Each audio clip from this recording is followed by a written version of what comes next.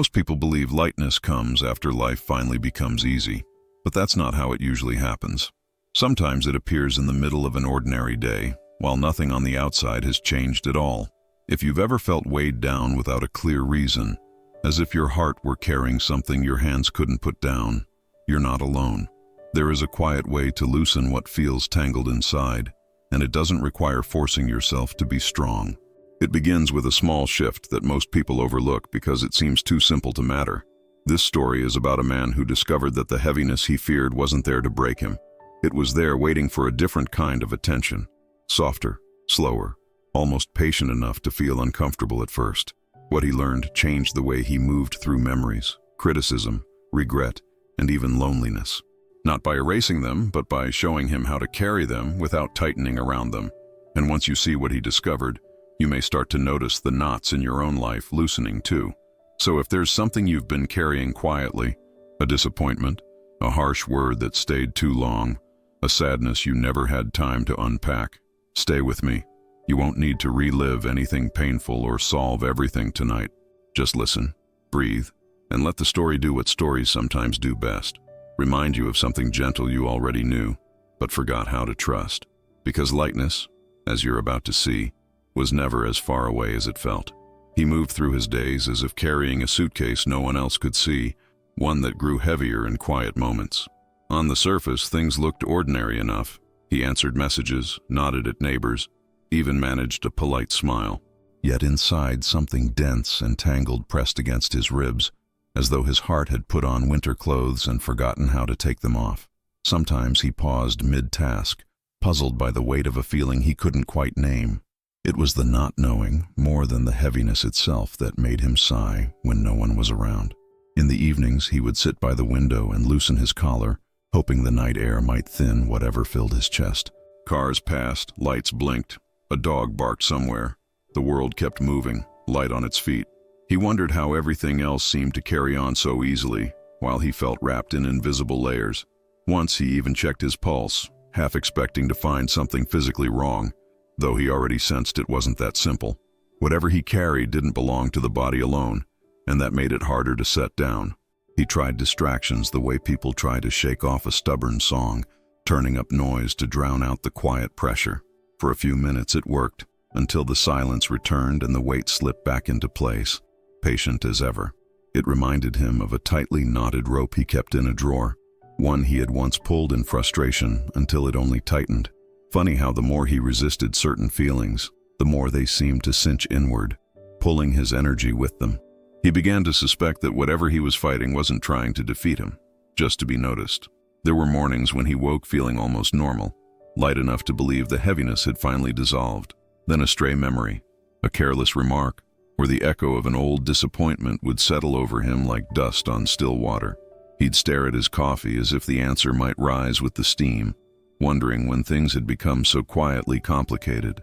No one had warned him that emotions could linger long after the moment that created them had passed. It felt like walking through clear air while carrying a storm folded neatly inside his coat. One night, watching a feather drift down from a passing bird, he caught himself envying its effortless fall.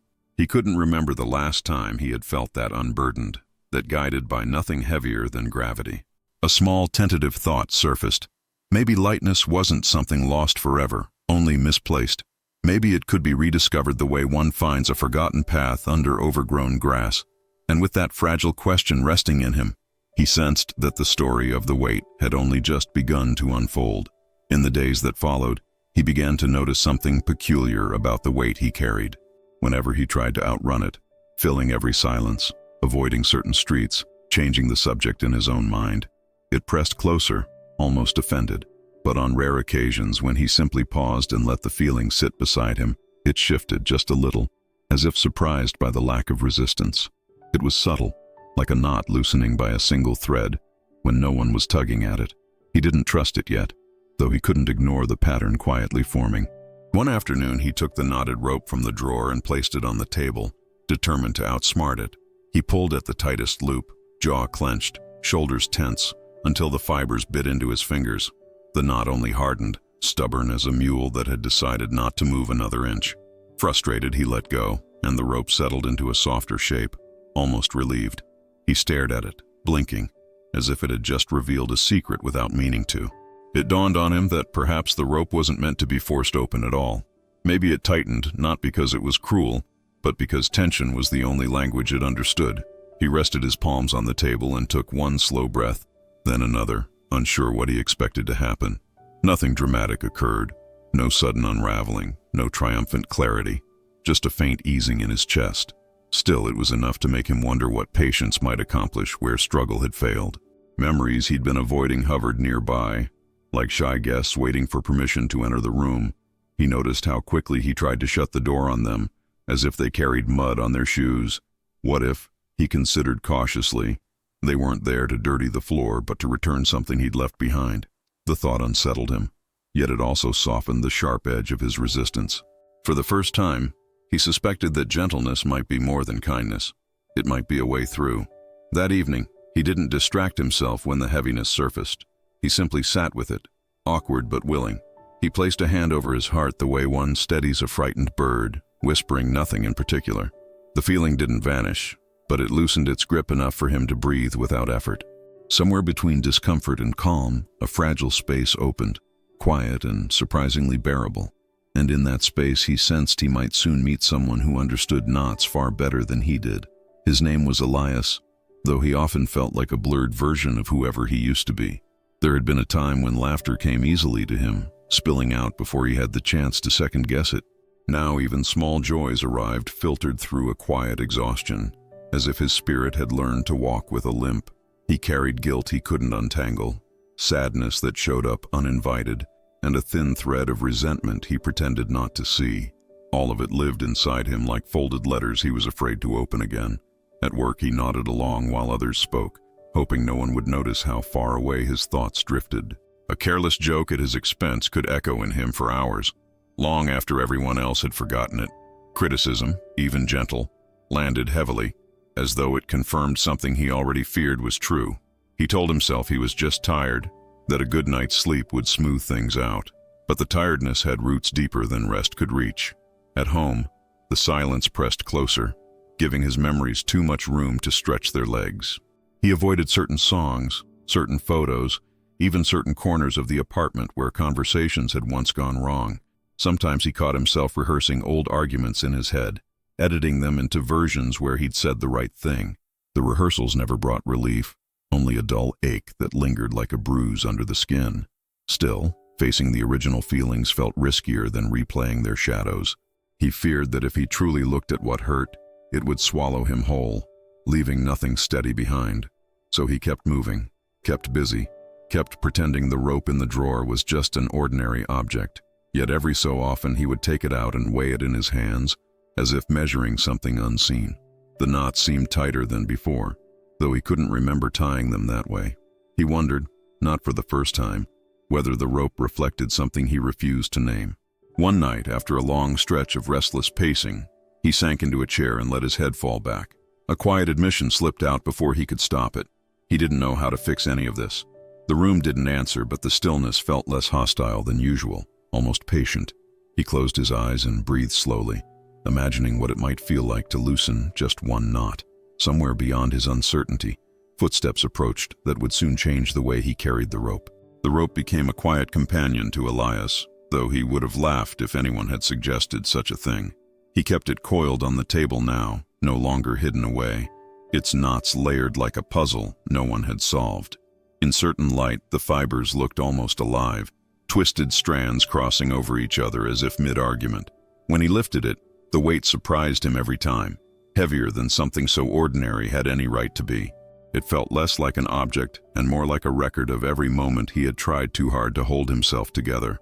Once, in a surge of irritation after a difficult conversation, he yanked at a loop with both hands. The knot cinched tighter, shrinking inward with a stubbornness that made him wince.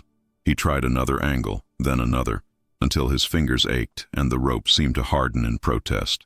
Breathing fast, he dropped it on the table where it landed with a dull, final thud. It struck him then how familiar that pattern felt. The harder he fought, the less anything changed. Over the next few days, he began to notice how the rope responded to his moods. When he handled it gently, the fibers softened, yielding just enough to suggest possibility. When frustration crept in, the knots felt rigid again, as though bracing for impact. It was almost embarrassing, the way an inanimate thing mirrored his inner weather. Still, he couldn't deny the strange comfort of seeing his invisible burden made visible at last. One quiet morning, he set the rope across his palms and simply watched his breath rise and fall.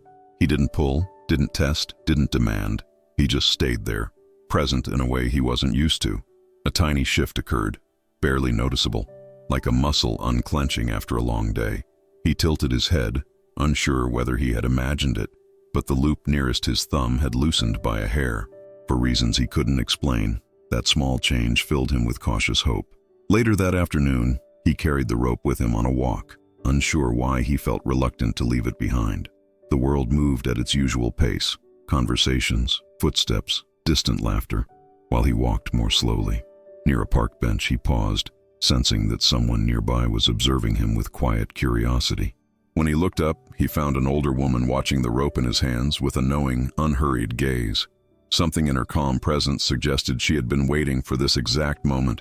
The woman on the bench didn't speak right away, which somehow made Elias feel less defensive. She simply shifted her scarf and patted the empty space beside her, as if inviting a tired traveler to rest. Up close, her eyes held the kind of calm that comes from having stopped arguing with life a long time ago. She nodded toward the rope in his hands, not with curiosity, but with recognition. It was the first time anyone had looked at it as though it made perfect sense to be carrying it. Elias sat, unsure why he trusted her silence more than most people's advice. He placed the rope between them, half expecting her to recoil at the mess of knots. Instead, she lifted it gently, turning it over as though it were something delicate rather than stubborn. Her fingers moved slowly, pausing at each tangle with patient attention. There was no urgency in her touch, no attempt to conquer it. "Most people pull," she said at last, her voice soft enough that he leaned closer to hear. "They think strength will persuade the knot to behave." She loosened her grip, letting the rope rest in her open palms like a sleeping animal. "But knots aren't enemies," she added, almost with a hint of a smile. "They're just tension that hasn't been given permission to relax." Elias watched, puzzled, as she traced one loop without trying to separate it. She waited, breathing slowly, as though listening for something beneath the fibers. After a moment, she nudged a strand sideways instead of outward, and the knot shifted ever so slightly. It wasn't dramatic, just enough to suggest cooperation instead of resistance. He felt something inside him mirror that small surrender. She handed the rope back to him, her expression kind but expectant, like a teacher who knew he was ready. "Try meeting it the way you'd comfort a frightened child," she said, rising from the bench. Before he could ask anything more, she gave a small nod and began to walk away, unhurried. He sat there holding the rope, unsure whether the encounter had lasted minutes or much longer. Yet for the first time, he sensed that the knots might be waiting for a different kind of touch. Many of the stories you hear here aren't just stories. They reflect the invisible weight you may be carrying every day.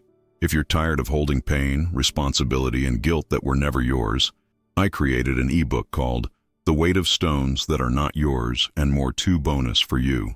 It's for those who want to let go, set boundaries, and live with more lightness. The link is in the description and in the pinned comment. Elias returned to the bench the next day, half hoping the woman might reappear as quietly as she had left. She did, arriving with the same unhurried steps, as if time moved more gently around her. Without greeting, she gestured for the rope, and he placed it in her hands like an offering he didn't fully understand. She studied the tightest knot, her brow soft, her breathing steady and unforced. It felt less like she was examining the rope and more like she was listening to it. "Nothing loosens while it's being ignored," she murmured, not looking up. Elias felt the words land somewhere deep, stirring memories he usually kept sealed. She guided his hand to the knot and asked him to notice what he felt before trying to change anything. At first he wanted to say nothing, but the truth was a quiet ache, familiar and old. Acknowledging it made his chest tighten, yet also strangely clearer. She showed him how to ease a single strand free, not by pulling outward, but by giving it space. "See?" she whispered, as the fibers relaxed a fraction, like shoulders dropping after a long day.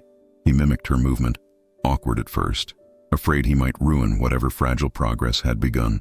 The knot didn't unravel dramatically. It softened, surrendering a tiny bit of its hold. Something in Elias softened too. A guarded place he hadn't realized was clenched. Gentleness isn't weakness, she said, meeting his eyes with quiet certainty. It's what allows things to open without breaking. He swallowed, thinking of all the times he had treated his own feelings like problems to eliminate. For a moment, he imagined offering them the same patience he was learning to give the rope. The idea felt unfamiliar, but not impossible. They worked in silence for a while, strand by careful strand, until the knot no longer looked immovable. Elias noticed his breathing had slowed, his shoulders no longer braced for disappointment. The rope rested lighter in his hands, though most of the tangles still remained. He realized the secret wasn't in finishing the task, but in how he approached it, and as he held the partially loosened knot, he sensed that something in his own story had begun to untangle too. After that day, Elias began carrying the rope with a different kind of attention, almost like checking in on a quiet friend. Each morning he chose one knot and sat with it for a minute, no longer trying to solve the entire tangle at once. Sometimes he paired the movement with a slow breath, easing a strand as he exhaled, then resting on the inhale. It felt oddly intimate, this small ritual that no one else knew he was practicing. To his surprise, the day seemed to unfold with a little less friction afterward. Not every attempt went smoothly, of course, and there were moments when old frustration flared up. On those days, the rope stiffened again, reminding him how quickly impatience could rebuild what patience had loosened. Instead of scolding himself, he learned to pause, placing the rope down and pressing his feet gently into the floor. He would name one feeling quietly: hurt, shame, lonely, then let the word dissolve into a long breath. More often than not, the tightness eased enough for him to try again with steadier hands. Memories he had avoided began surfacing in softer ways, like photographs left in sunlight until their edges faded. He practiced meeting them briefly, without diving in, as if greeting someone he wasn't ready to fully embrace. A minute of noticing, a hand over his chest, a whispered, "It's okay to be here." Small gestures, but real. The rope responded too, its knots gradually losing their rigid angles, becoming less threatening to touch. He started to believe that healing might be less about effort and more about consistency.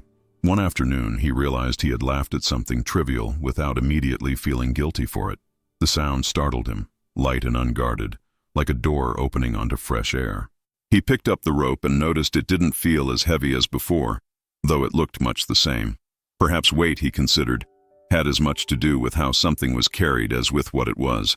The thought lingered with a warmth he hadn't felt in a long while. As weeks passed, the rope grew easier to hold, its remaining knots no longer symbols of defeat, but of progress underway. Elias found himself less reactive when someone spoke sharply, less haunted by echoes of past mistakes. He still had difficult moments. He was human after all, but they no longer swallowed the entire day. There was space now, a quiet buffer between feeling and reaction that felt almost like freedom. And it was within that new space that life began offering him chances to respond differently than before. One afternoon, Elias crossed paths with someone who had once spoken words that lingered like splinters. The familiar heaviness stirred, quick and sharp, as if the old knots had suddenly remembered their shape. For a heartbeat, he considered retreating, inventing an excuse, pretending he hadn't noticed. Instead, he paused where he stood and let his fingers curl lightly around the rope in his pocket. The simple contact grounded him, like touching something steady in the middle of a wave. He took one slow breath, then another, allowing the surge of emotion to rise without pushing it away. The memory softened just enough for him to see the other person not as a threat, but as someone equally flawed. He responded calmly, his voice steady in a way that surprised them both. No dramatic resolution unfolded, just a quiet exchange that didn't reopen the wound. As he walked away, he noticed the absence of the usual aftershock in his chest.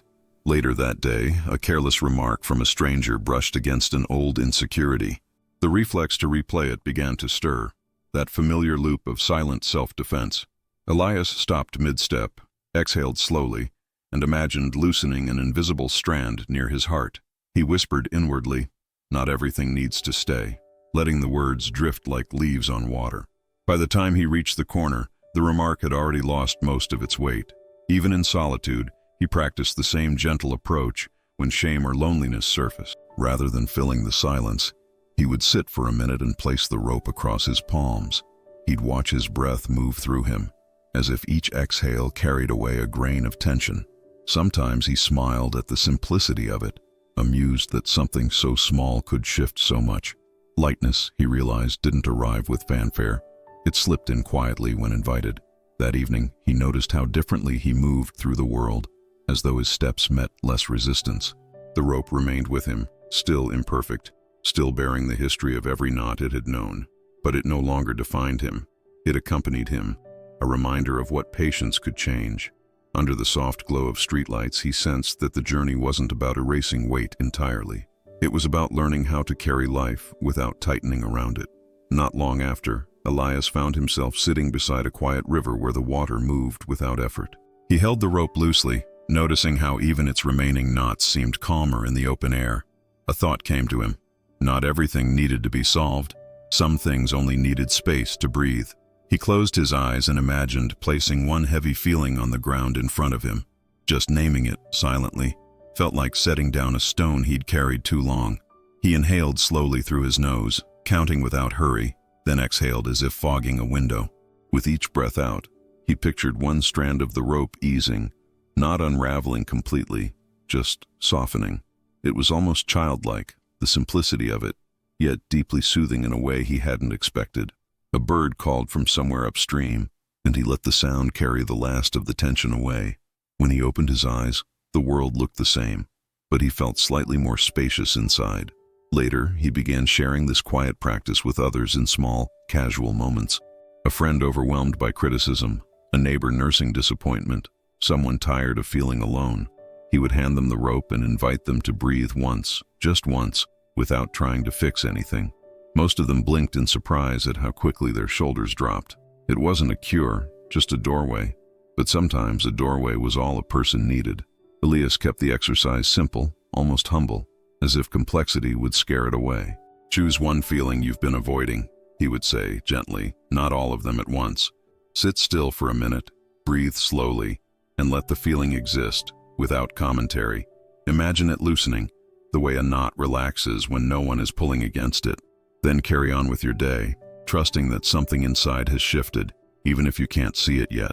As the sun dipped lower, painting the river in quiet gold, Elias felt a calm he once believed unreachable. The rope rested beside him, lighter than it had any right to be, its knots no longer threatening. He realized that lightness wasn't a destination waiting far ahead. It was something that appeared in small clearings, one gentle breath at a time, and in that peaceful moment, he sensed the story was preparing to reveal its deepest truth. In time, Elias understood that the rope had never truly been his enemy, nor even his burden. It had been a mirror, quietly reflecting every moment he tightened against his own experience. When he stopped fighting its weight, he discovered he could carry it without strain. The knots remained, yes, but they no longer dictated the way he moved through the day. What had changed was not the rope, but the resistance he once wrapped around it. He walked more slowly now, not from fatigue, but from a newfound ease he didn't want to rush. When difficult feelings surfaced, he greeted them like passing weather instead of incoming storms. Sometimes he even smiled at their familiar shapes, recognizing old patterns losing their authority. He would rest a hand over his heart, breathe once, and feel the tension loosen on its own. It was a quiet freedom, the kind that didn't need to announce itself to be real. One evening, he returned to the bench where he had first met the woman, though she was nowhere in sight. He sat anyway, placing the rope beside him, watching the sky soften into dusk. A breeze lifted the edges of his coat, cool and light, as if testing whether he could still float. For the first time in years, nothing inside him insisted on being pushed away. He realized that peace wasn't emptiness, it was space without struggle. A feather drifted down again, landing near his shoe, echoing that earlier night he'd nearly forgotten. He picked it up, turning it between his fingers, marveling at how something so light could travel so far. In that moment, he understood that lightness wasn't the absence of weight. It was the freedom that came when he no longer clenched against what he carried.